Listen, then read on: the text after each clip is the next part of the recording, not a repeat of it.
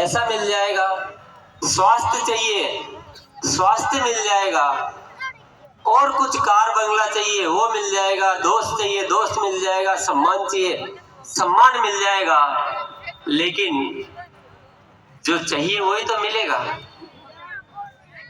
लेकिन आरसीएम ये सब कुछ के लिए बना नहीं है साथियों, न ये सम्मान के लिए बना है, न पैसे के लिए बना है, न छोटे छोटे सपनों को पूरा करने के लिए बना है।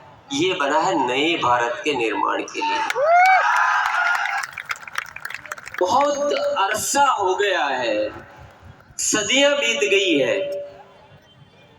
और ये मानव जाति, ये समाज, ये हम लोग जिस सोच से जी रहे हैं और जिस सोच से विचारधारा से समाज का निर्माण कर रहे हैं, वो इंसानियत के लिए अच्छी चीज नहीं है साथी।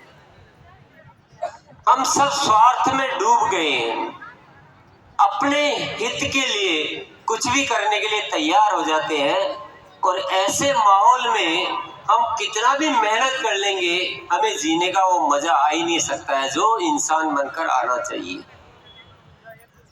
आरसीएम का जन्म क्यों हुआ है और आरसीएम क्या चाहता है, इसको ठीक से समझें। हम बहुत सारे साथी समझ चुके हैं, पर बहुत सारे साथियों को समझाना है। यही रूपांतरण यात्रा का उद्देश्य है। क्योंकि रूपांतरण यात्रा क्यों है, ये शब्द क्यों आया? ये शब्द इसलिए आया है कि इस देश में इसके दो मोटी वजह मैं बता देता हूं। एक तो हमें घर घर में आरसीएम की आवाज को पहुंचाना है। इतना बड़ा अभियान चल रहा है, राष्ट्रव्यापी, राष्ट्रहित का, राष्ट्र विकास का ये अभियान है, तो जन जन तक ये आवाज हमें पहुंचानी है। पहला उद्देश्य तो ये है, और दूसरा उद्देश्य है हमें अपने अंदर का रूपांतरण करना है। हम ही देव है और हम ही दानव है। हम अभी दानव स्वरूप में ज्यादा जी रहे हैं। मैं सामूहिक जनरल बात कर रहा हूँ, किसी को व्यक्तिगत लेने की कोई जरूरत नहीं है। जनरली है ना, एक जैसे मैं हूँ, वो घटनाएं हम देख रहे हैं, चोरियां बढ़ रही है, धोखाधड़ी बढ़ रही है, नफरतें बढ़ रही है, लड़ाई झगड़े बढ़ रहे हैं, सब कुछ हर कुछ हो रहा है, अखबारों में पढ़ो। ये विचारधारा आज की है, 10 साल पहले की है, 50 साल पहले की है, 100 साल पहले की है, 500 साल पहले की है, 2000 साल पहले की? बताइए। ये सदियों से हो रहा है। धीरे धीरे हमारा मन खराब होता जा रहा है, और आज स्थिति यहाँ तक पहुंच चुकी है कि हम इन सब चीजों को अच्छी तरह से स्वीकार कर चुके हैं। ये मान चुके हैं कि ऐसे ही जीना है, ऐसे ही देश होता है, ऐसे ही व्यवस्थाएं चलती है, यही भ्रष्टाचार होगा, यही लड़ाई झगड़े होंगे, यही धोखाधड़ी होगी, ऐसे ही जिया जाता है, इसका कुछ नहीं हो सकता है। हम स्वीकार भी कर चुके हैं, और हम इस बात को ये भी मान चुके हैं कि इसका कुछ हो ही नहीं सकता। इतनी जो सशक्त गलत विचारधारा है, उसको बदलने का काम करना चाहता है आरसीएम।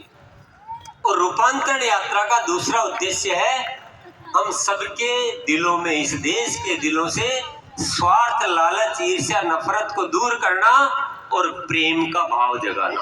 बात जो मैं कह रहा हूं और जो आरसीएम जिस उद्देश्य से शुरू हुआ है, आज मुझे आपने वह बात मेंटेन करने लायक बनाया है। अगर आपका साथ न हो तो इस 25 साल बाद मैं भी कहीं न कहीं अपने आप को बदल चुका होता कि छोड़ो ना चक्कर, है ना, ये चक्कर छोड़ो, जो होना है जो चलता रहेगा, अपना क्या है, आया है, जी लेंगे, खा लेंगे, पी लेंगे, बच्चे होंगे, बड़े होंगे और चले जाएंगे। तो यही तो जीवन होता है ना, सभी तो ऐसे ही जीते हैं। मैं भी एक दिन वो सोच को अपना सकता था, लेकिन आपने उस हिम्मत को कायम रखा है, आपने साथ दिया है, इसके निश्चित तौर पे आपका मैं शुक्रिया अदा करना चाहूंगा। ईश्वर कहता है कि आप वो करो जो मैं चाहता हूं, तो आपको वो मिलेगा जो आप चाहते हो, लेकिन आप अगर वो करोगे जो आप चाहते हो, तो मैं आपको वो नहीं देने वाला हूं जो आप चाहते हो। तो आरसीएम ये कहता है कि अगर आपको अपनी जिंदगी में सर्व सुख चाहिए तो आप वह करो जो आरसीएम चाहता है, आपको वो सब कुछ मिलेगा। और आरसीएम क्या चाहता है? आरसीएम क्या चाहता है? आरसीएम चाहता है कि आपस में प्रेम करो, देश प्रेमी हो। क्या चाहता है? प्रेम करो, सिर्फ प्रेम करो, प्रेम ही नहीं करो, सिर्फ प्रेम ही करो।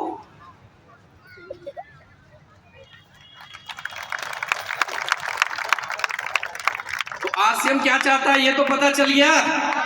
क्या चाहता है? सिर्फ प्रेम करो। और सिर्फ प्रेम की ये जो यात्रा है